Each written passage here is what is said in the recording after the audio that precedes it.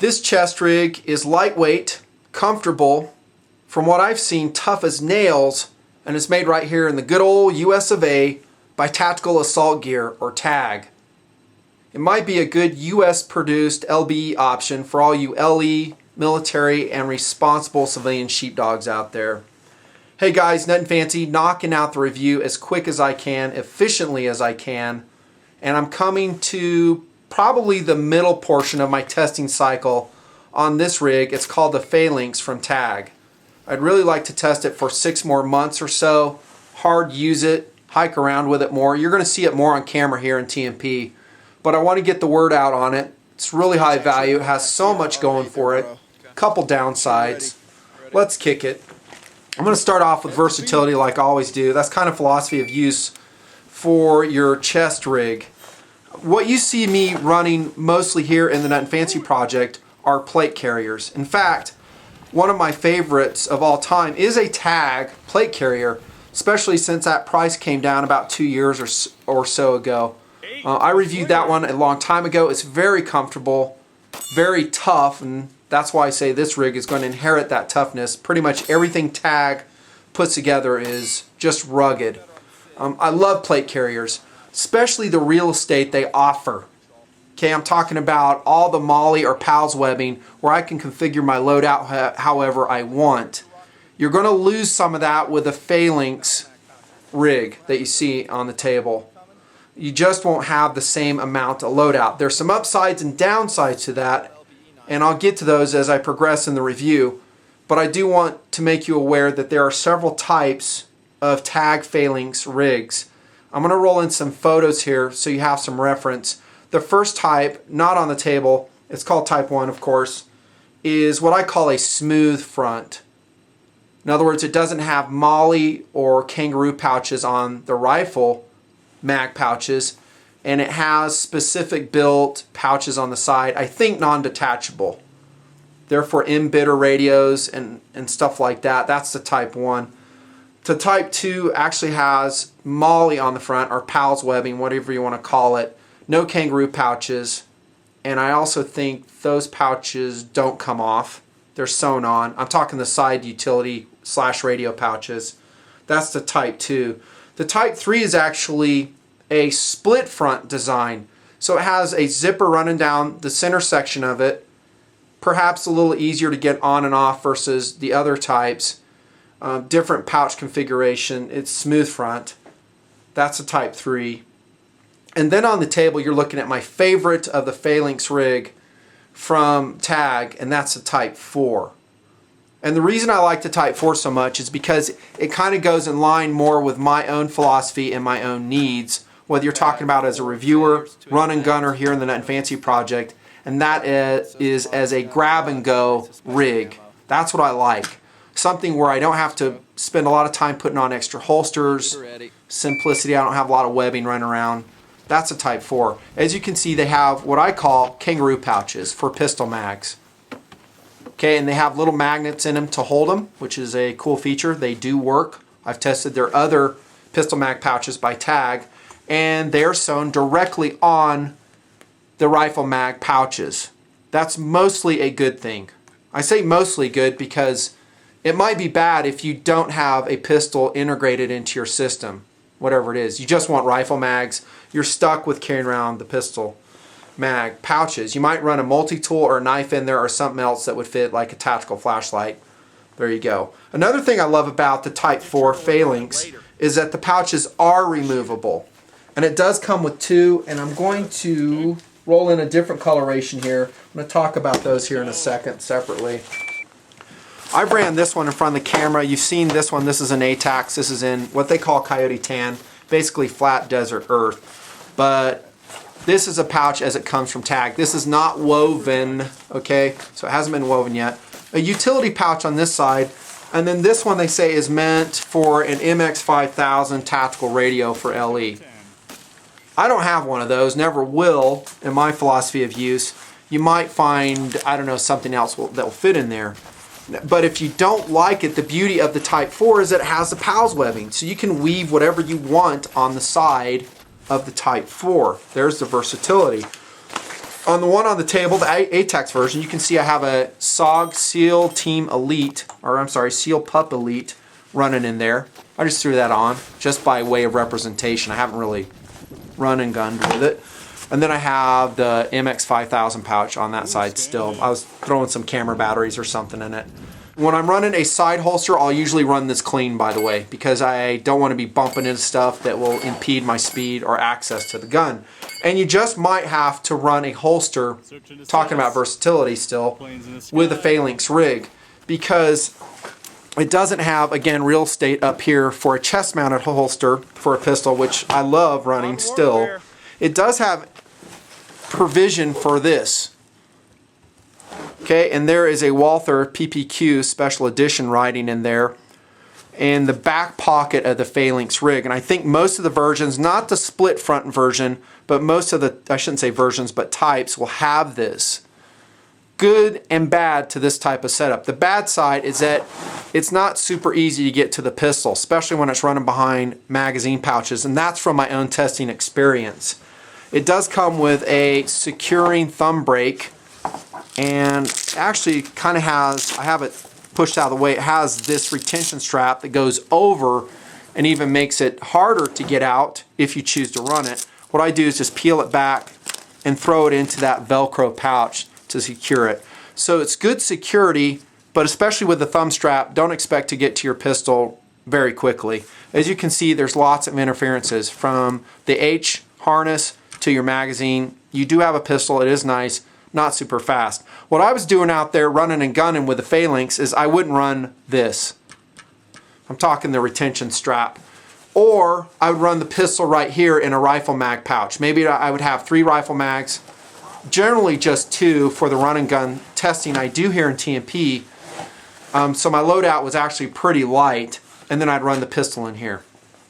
Be advised, in that case you're probably going to have to run a, I don't know, belt mounted holster for your combat service pistol. Check out these magazine pouches though. We're talking versatility still. I have some AR-15 mags in there, combination of Magpul P-Mag, and then I have a Troy Battle Mag in here. They will also accommodate, and I have one set up for you, the M14 SR25 style of magazine. How's that for versatility? Nice. And also something that TAG got right on the Phalanx is they didn't make this elastic overly strong. I have a Gladiator rig from TAG that the elastic just is, it's just too strong. It's insane. You can't even like release it to get the mag out. I think they learned their lesson with these, and it's just about right. Now, how deep your magazine seat is a personal preference, and the orientation for that matter. That's how much you'd have to pull out on, this is actually an M1A mag, M14 magazine, pushed all the way to the bottom. That's how much will extend out. You can see the AR M4 mags right there, plenty extending. Now they're not ideal. You can see there's a little bit of slop in the magazine pouches, but I don't find that to be a big deal in my testing. In fact, they are pretty darn secure. And I love the Kangaroo option. Again, the grab and go, that I have pistol mags already there, and it's more cost effective. You don't have to go out and buy an additional pistol mag carrier that you weave on the side. I mean, if you're doing some really pistol intensive stuff, you can, because you've got the pals webbing right there. Versatility. How about sizing and comfort? I started off the intro saying how comfortable it was. By the way, here's my son's favorite color, and I'm going to show you different colors. We've got several here in TMP we've been testing. How's this? Ranger Green. I love TAG's green. It's got that kind of dull, earthy look to it. It's not a bright green. Just outstanding. The sizing and adjustability, that's what we're talking about, not just the colors here, is actually pretty quick to do.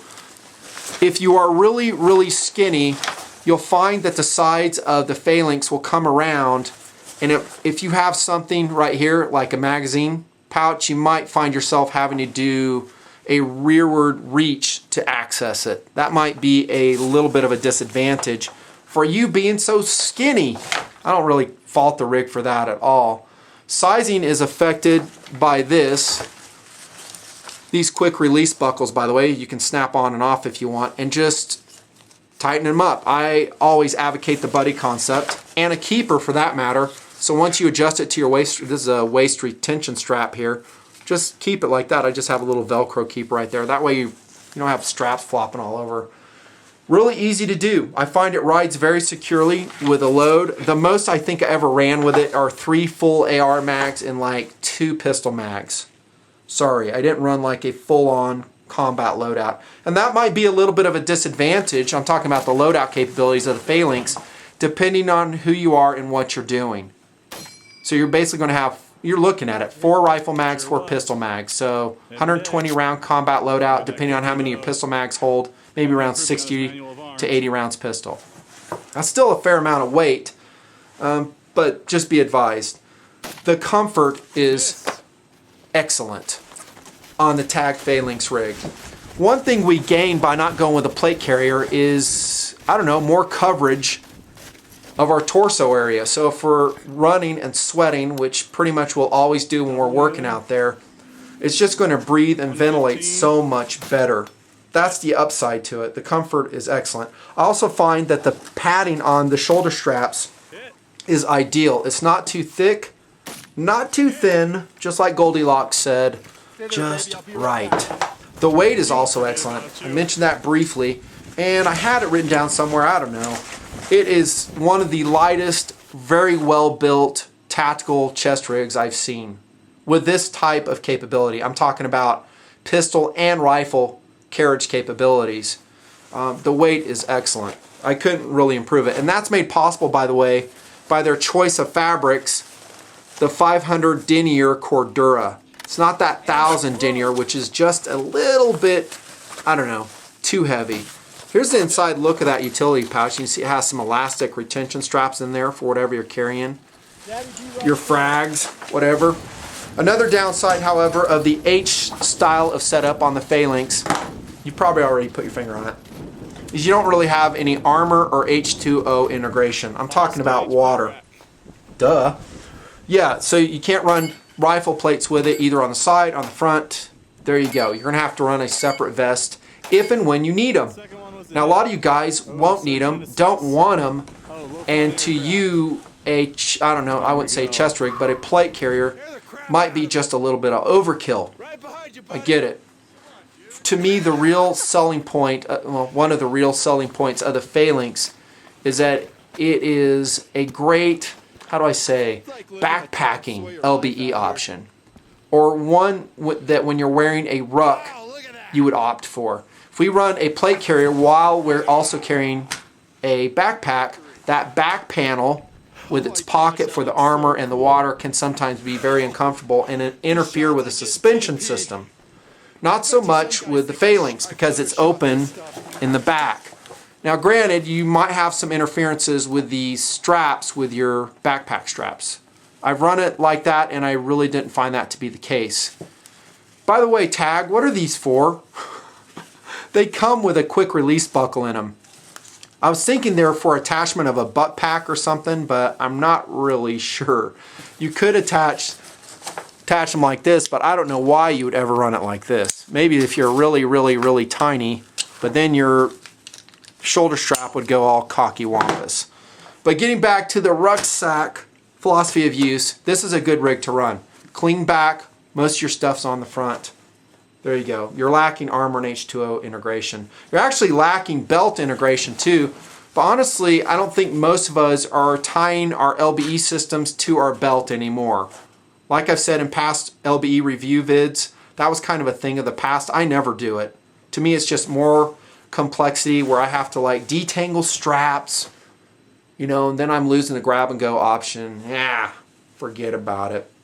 How about quality?